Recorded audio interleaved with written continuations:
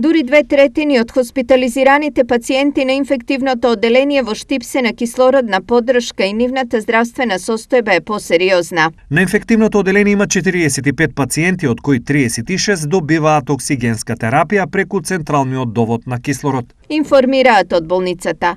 Вкупно на болнички третман се 47 пациенти од регионот, а дополнително се реализирани и 53 амбулантски прегледи. Еден пациент на 67 годишна возраст од Штип почина.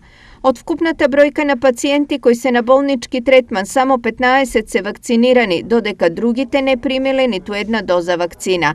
Според ресорното министерство, вакцинацијата докажано штити од тешки форми на болест, за што потврда и малиот број вакцинирани, а хоспитализирани пациенти.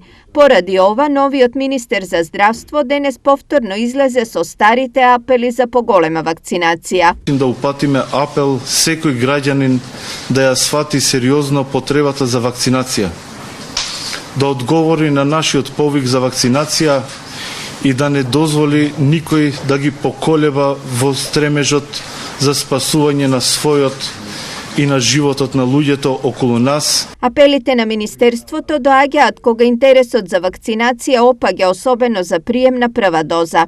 Досега на ниво на држава вакцина против COVID-19 примиле близу 865.000 граѓани.